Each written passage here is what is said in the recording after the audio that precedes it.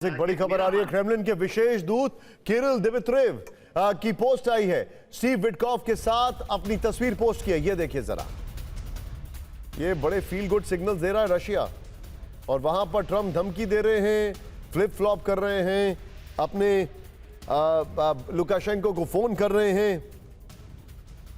ये इस वक्त हमारे सामने बड़ी खबर आ रही है,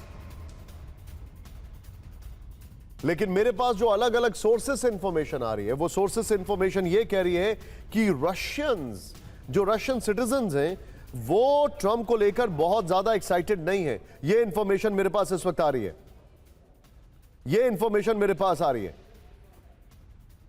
सीधे मैं चलूंगा, मेरे साथ मेरे खास मेहमान Amitabh sir. You want to add? हाँ, अलेक्जेंडर लुकाशेंको का जो ये मूव है, उसके पीछे एक और बैकग्राउंड है।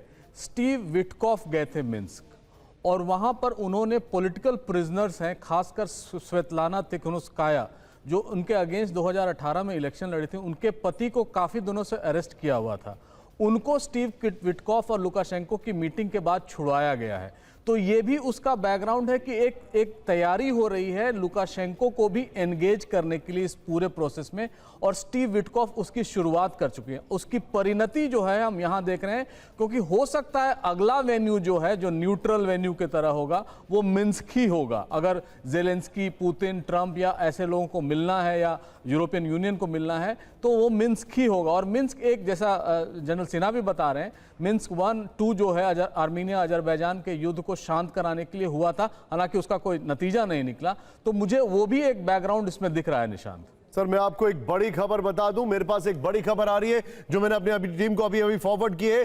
नीप्रो पर बैलिस्टिक मिसाइल से अटैक किया रशिया ने, नीप्रो पर बैलिस्टिक मिसाइल से अटैक किया है, और हम बोल रहे हैं यहां बातचीत क्या होगा, सीज फायर होगा। ट्रंप पुतिन मुलाकात पर हिलेरी क्लिंटन का ट्रंप को चैलेंज। इंटरेस्टिंग, युद्ध खत्म करवाया तो ट्रंप के लिए नोबेल की मांग करूंगी।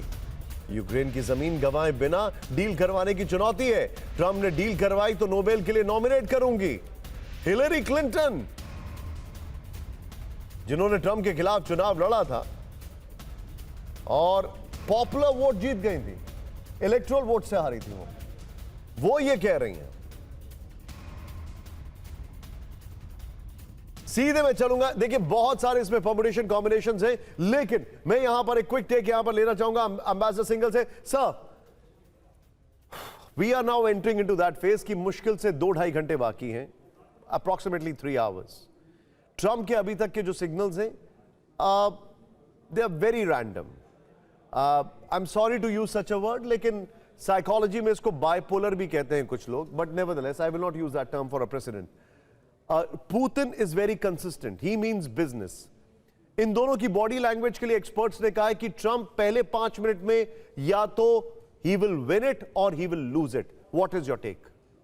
मैं बार बार एक बात कह रहा हूं कि प्रेसिडेंट ट्रंप जो जिस तरह के स्टेटमेंट दे रहे हैं, जिस तरह की बातचीत कर रहे हैं, वो अपनी बड़ी ईगरनेस दिखा रहे हैं, और उस चक्कर में उन्होंने अपने सारे कार्ड भी खोल दिए हैं एक तरीके से, जैसे अपनी नेटो के बारे में बताया।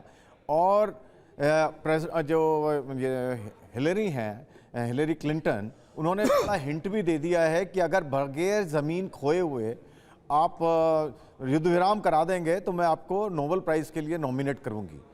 तो यहाँ आई थिंक इसमें बड़ा साफ हो गया कि सबको जो ये डर है कि प्रेसिडेंट ट्रंप तैयार हो जाएंगे युद्ध विराम का और उसको लैंड स्वैप करने के लिए, कि जो ज़मीन है जो कब्जा हो गया है रशिया का, उसके लिए इन प्रिंसिपल एग्री हो जाएंगे, और उसके बाद जो है युद्ध विराम की बात होगी। इसके लिए ही इस तरह की सारी बात हो रही है, और मुझे अपने पर्सनली इस बड़े चांसेस लग रहे हैं कि ये इस तरह की डायरेक्शन में चलेगा ये मामला। Point taken sir.